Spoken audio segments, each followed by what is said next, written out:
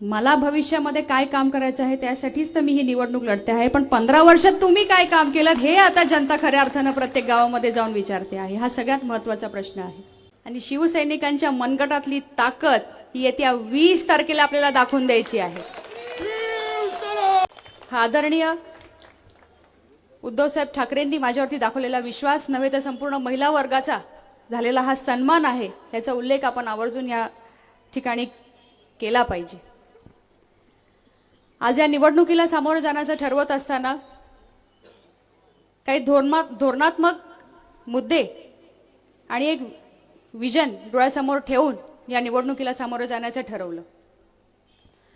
आपल्या सगळ्यांनाच माहिती आहे की स्वर्गीय आबासाहेबांना ज्या वेळेला 2004 ते 2009च्या कालावधीमध्ये आमदार म्हणून काम करण्याची संधी मिळाली,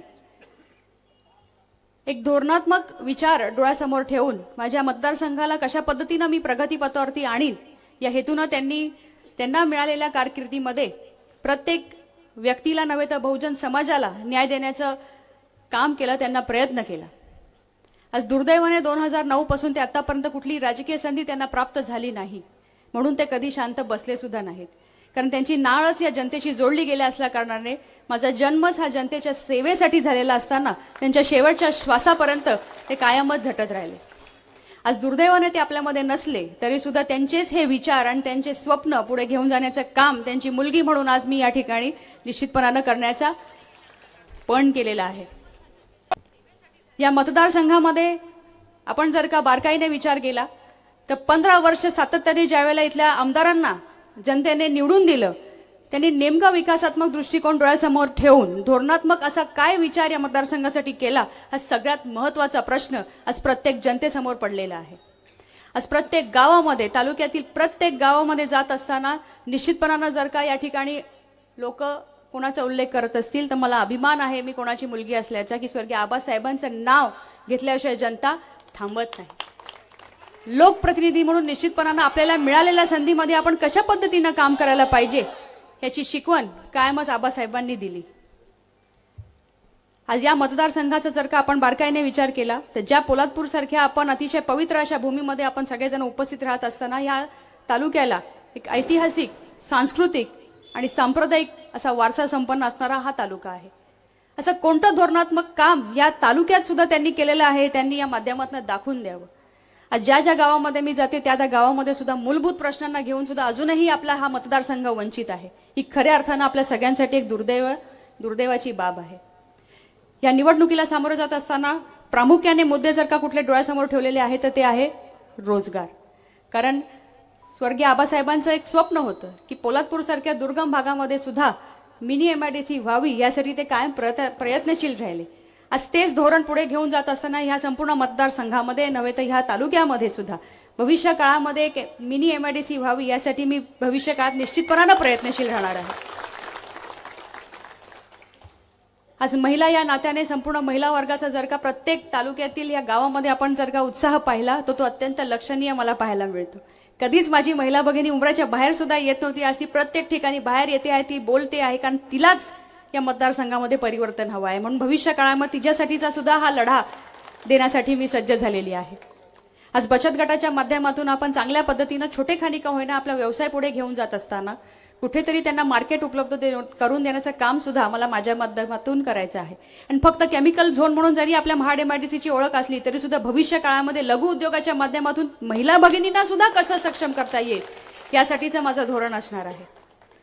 रोजगार झाला सगळ्यात महत्त्वाचा भेडसावणारा मुद्दा आज आपल्या मतदारसंघामध्ये आजही आपल्याला पाहायला मिळतो तो म्हणजे आरोग्य यंत्रणा आज इतकी कोलमडलेली पाहायला मिळते की प्राथमिक आरोग्य केंद्राबद्दल तर न बोललेलं बरं, पण जर का ट्रॉमा केअर सेंटर बद्दल जर का आता इथे बोलायला झालं तर मला असं वाटतं शब्दच कमी पडतील।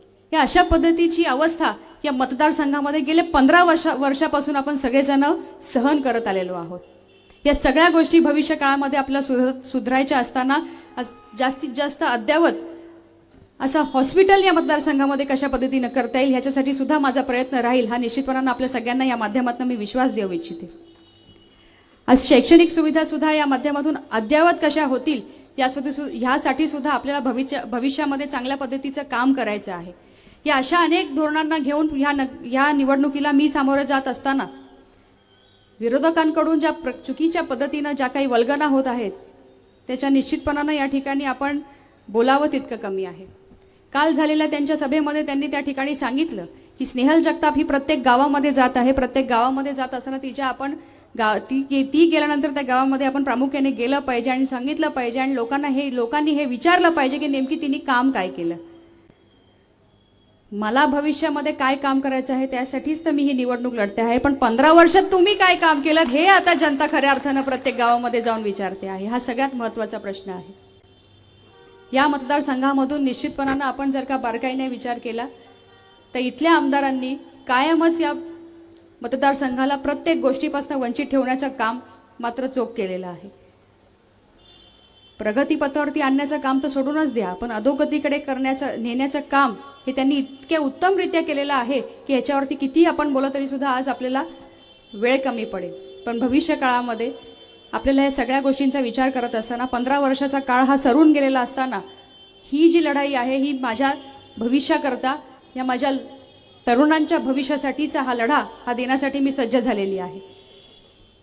30 वर्ष आपण मागे जात असताना उद्याची ही लढाई लढत असताना फक्त लढा आणि जिंका ही भूमिका घेऊन मी नाही उभी राहिली, पण ही लढाई ही खऱ्या अर्थानं माझ्या तरुण पिढी करता आहे, माझ्या महिला भगिनींकरता आहे. खऱ्या अर्थानं माझा मतदारसंघ हा कशा पद्धतीनं संपन्न होईल यासाठीचा हा लढा देत असताना मला निश्चितपणानं खात्री आहे की आपल्या सगळ्यांच्या विश्वासाच्या बळावरती आपल्या सगळ्यांच्या आशीर्वादानेच भविष्य काळामध्ये असणारे अनेक स्वप्न साकार करण्याचे बळ आपण मला द्याल हा विश्वास तर निश्चितपणानं आहे.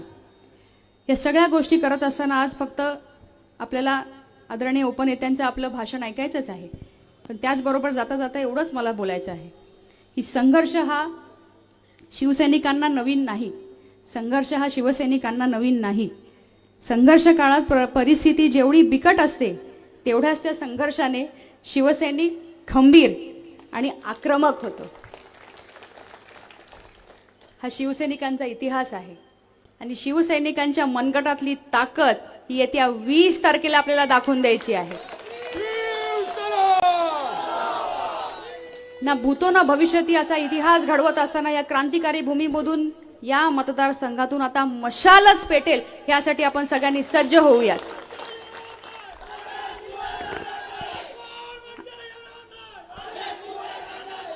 आदरणीय उद्धव साहेबांचे हात खऱ्या अर्थानं बळकट करण्यासाठी आपण सगळ्यांनी सज्ज होऊयात. इतकंच आजच्या या सभेच्या माध्यमातून मी आपल्याला सगळ्यांना सांगते.